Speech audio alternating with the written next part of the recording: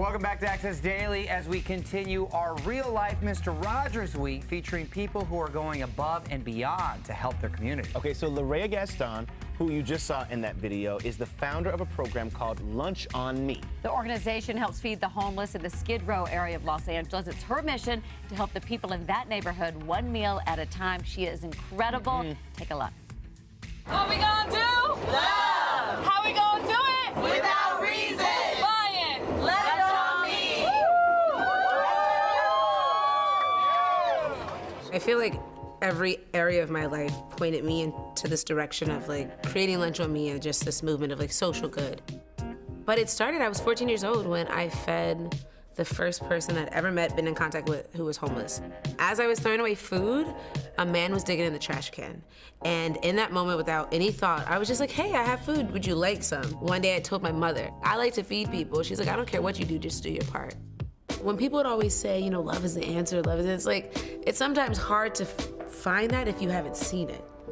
And I've had people with emotional breakdowns that have like laid out on the street to get hit by cars because they were done. And I've intervened and grabbed them and hugged them and watched people collapse in my arms and just needed that. They just needed someone to finally show up. I've watched love literally redirect pain. It's not people on Skid Row that we have to change, it's society. My first event was, we're gonna feed 500 people, vegan pizza, cold pressed juice. I told a couple friends thinking maybe we'll have 20 people show up. Over 100 people showed up. And I felt super accomplished because I had fed 500 people in one day. You deserve the same healing as everyone else. No matter how you got here, all we know is you're here now, and collectively, it's all of our problem. I had stayed on Skid Row for 43 days in a tent. I had seen maybe about 600 people that day. I asked everyone for $1. Every single person said no to me. The 2 people that gave me money were homeless. And that shook me. That shook me in a way because I just realized, like, as a society, we have to do better. What happens when someone sits in their power?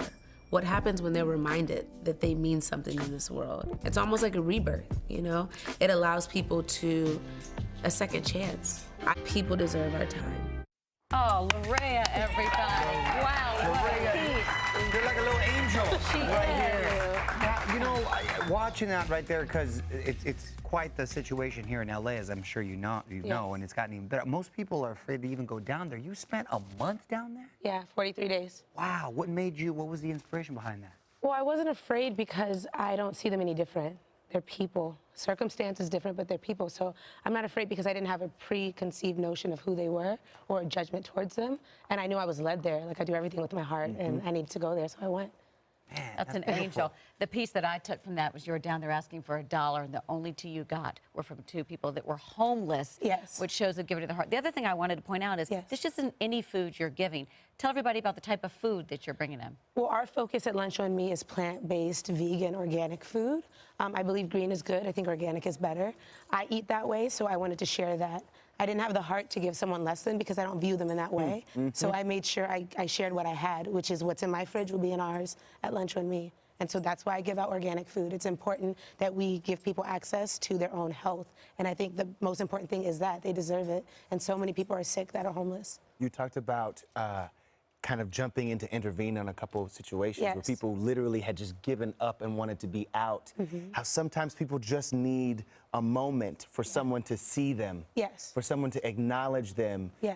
You've seen how it can change people. Oh yeah, I've seen the redirection because to be homeless, that's such a suffering, you know, and people, even when they show up half broken, they're suffering well, even in those circumstances. And for me, it's so important that we see every single person because their circumstance is the only separation, but we're all here in the same way. And I acknowledge that. I acknowledge people's existence. I don't like to see people apologetic for existing, and I see that a lot in the homeless community. So I like to redirect that with love and compassion and understanding through empathy. Like, no one wants to be in that circumstance, you know, but everyone does want love.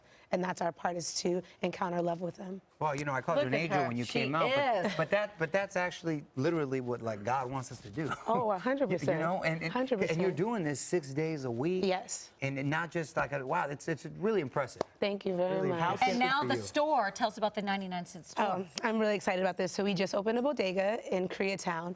And so outside of homelessness, I wanted to address hunger in America America, first of all, 40% of food never reaches the table, and 1 in 6 Americans literally are going home to an empty fridge. So I wanted kids who have empty fridges at home to have access to healthy food, so we opened the first organic 99-cent store. Wow. Guys, we met a real-life angel.